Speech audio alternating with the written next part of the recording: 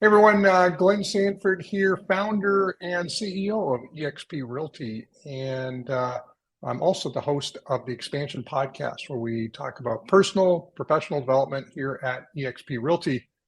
And today I'm honored to talk with Damian Forrester. Known Damian for quite a number of years here. He's a five-time ICON agent, uh, a U.S. Marine Corps veteran, and also, I believe, a multiple year state managing broker for eXp Realty in Montana. So he kept quite busy on multiple fronts. I think he's actually trimmed down those activities so he can focus a little bit more on enjoying life than having to wear all the hats.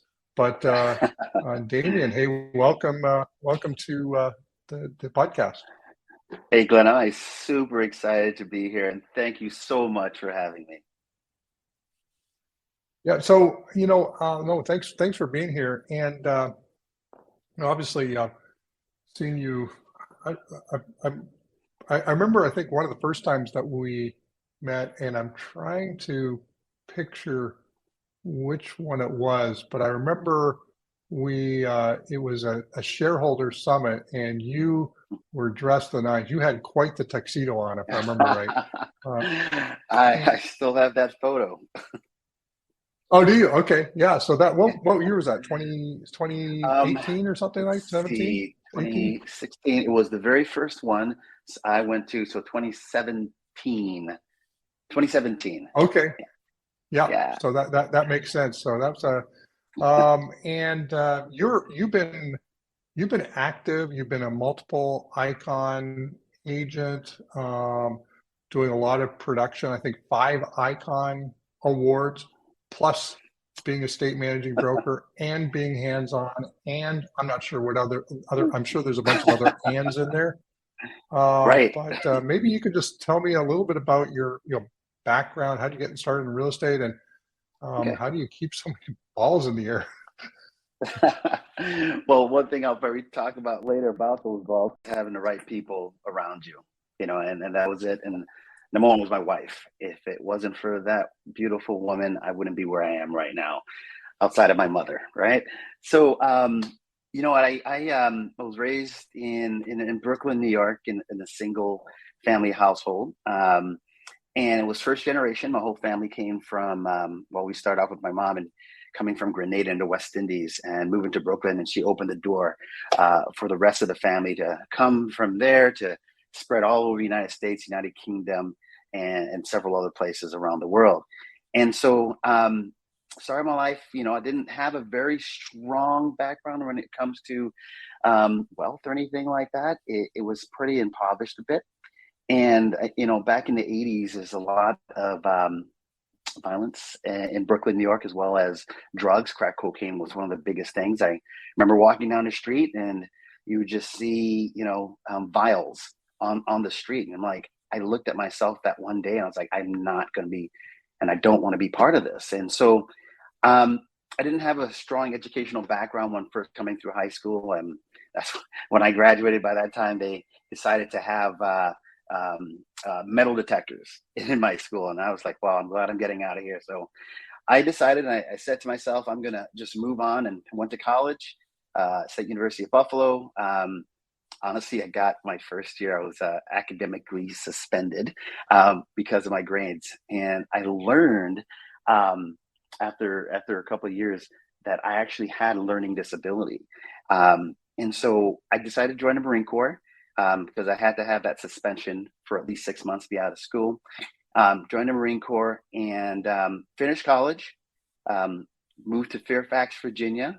I wanted to get into something different and new and in a different environment.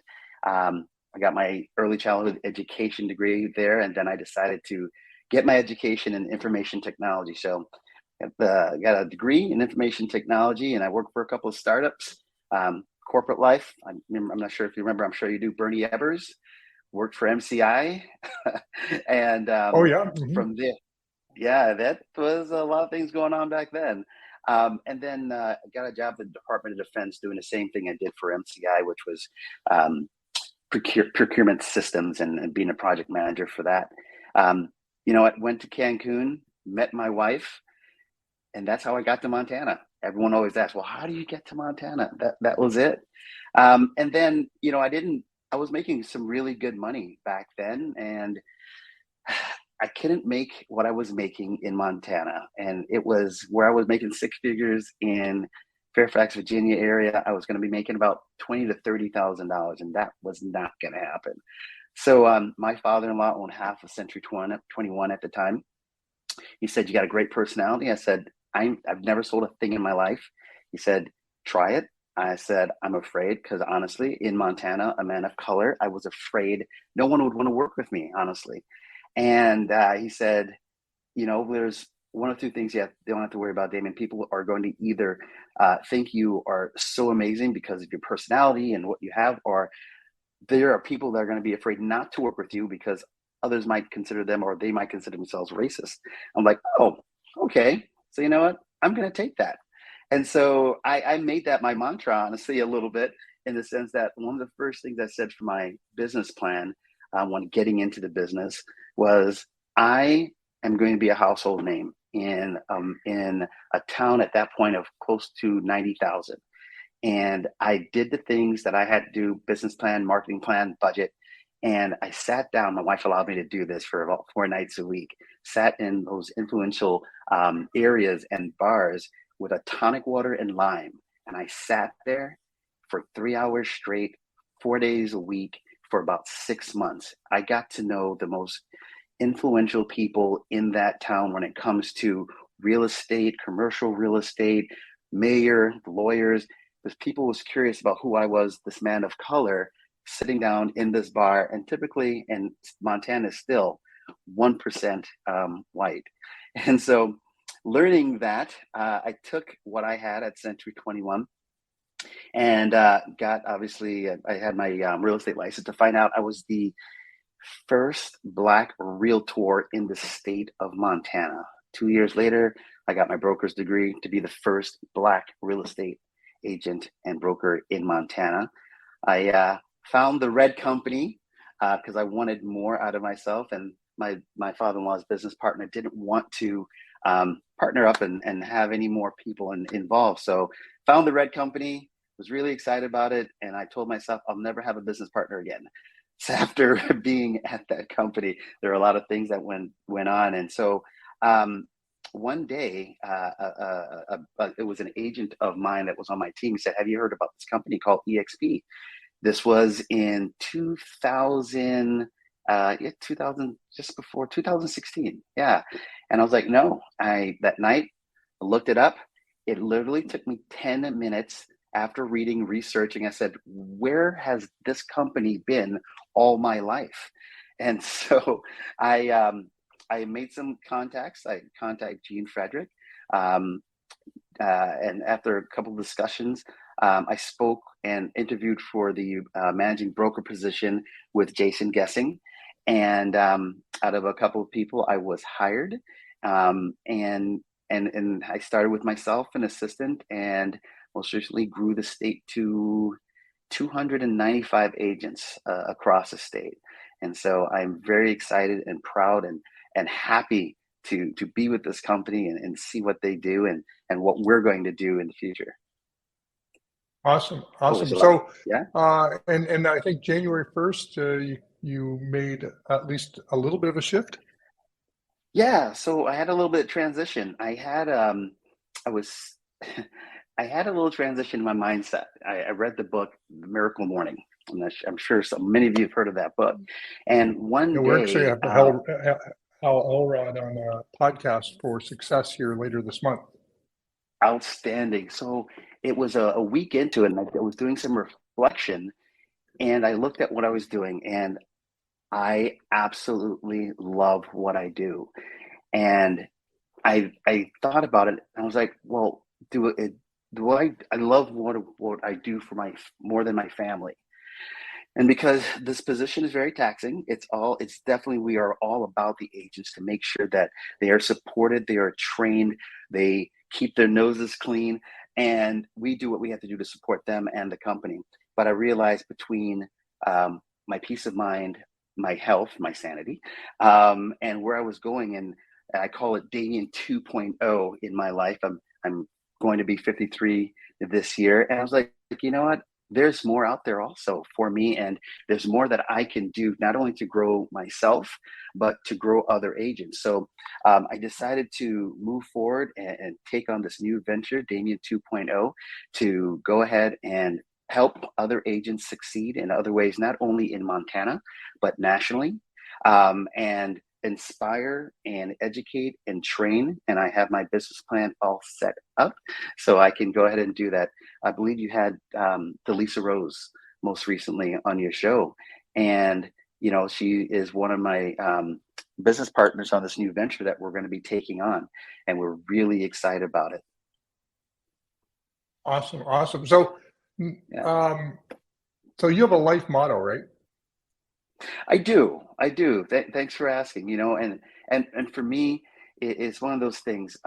Because of my background and where I came from, you know, there's this thing about people are saying that, you know, your environment dictates, you know, your life. And for me, I feel that your success is not dictated by your external environment and everything and the people that surround you, but it starts within yourself. And so that you who dictate what happens in your life. I could have easily myself take on the not the opportunity, but aside, go ahead and be a product of my environment and not and do the things I shouldn't be doing. But instead, I looked at myself inward, looked at the future, and said, I am not going to be part of this.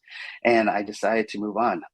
Learning this disability thing I told you about, it takes me probably about 3 or 4 times longer to do something more than someone else. And I learned to adapt. I learned to put the right people around me, and I learned to secure habits that would take me to where I am right now.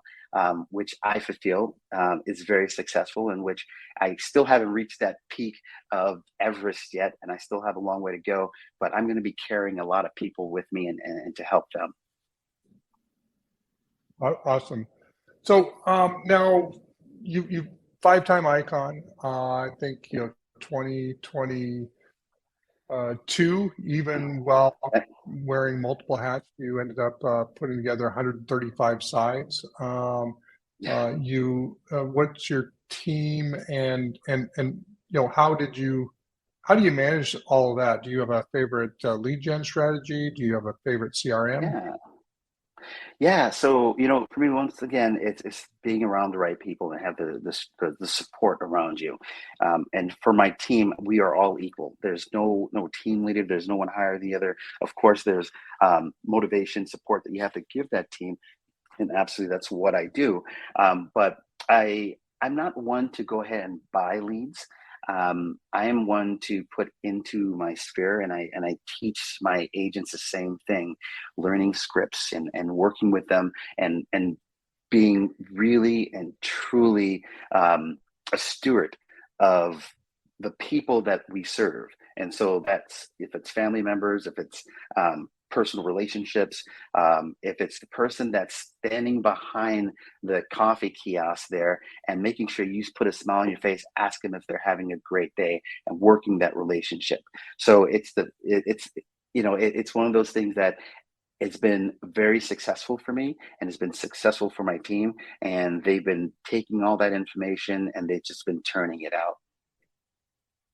Well, excellent. Well, last question before we wrap up here. But what if there was one piece of advice that you can give to an agent, no matter what brand they're associated with?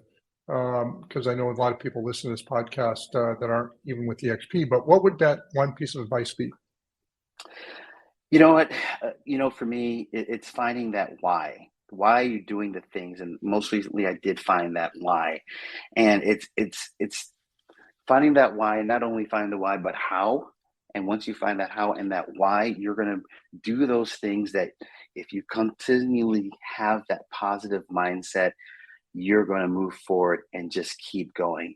I mean, there are so many things that this company has put in my mind and allowed me to question myself on my why, to having now investments in Puerto Rico, working with other individuals to help them with their business as an investor, working with other property that I have, and just pouring into individuals. So find out your why and surround yourself with the best people possible. And with the collaboration with eXp Realty, I tell you, the reason I had a $14 million listing and sold that listing within 6 months was because of people like you out there going to a luxury workplace site, asking the questions, and they pour it into me, and I got that listing. And beyond that, another $5 million, actually $6 million, because of that. The amount of individuals that poured into me to allow me to get those additional listings. So I tell you, eXp Realty, thank you so very much. Thank you, Glenn, so much for everything that you do to support us. Awesome. Are you part of the eXp Luxury program then? Oh, I'm working on that this year, sir. Awesome. Part of my I've been hearing plan. so much great feedback on the eXp Luxury program. Agents that are part of that, taking advantage of it. So it's a big thing. So, hey, well, everyone, thanks for listening in, and also Damian, thanks for spending some time with me today. It's been great to catch up. Obviously, you and I see each other. We saw each other earlier this week in Fort Lauderdale. That's right. But success leaves clues. And Damian dropped some really cool ones, especially about how to break into a market where you have a preconceived idea that you might not be the right person for that market. Well, maybe you are. It just takes a different way of looking at that situation. So you can certainly find Damian on Instagram. It's Forrester Group Real Estate. So at Forrester Group Real Estate, and at Damian Selling Montana. And until next time, thanks again, Damian, and take care, everyone. Thanks for having me. Appreciate it.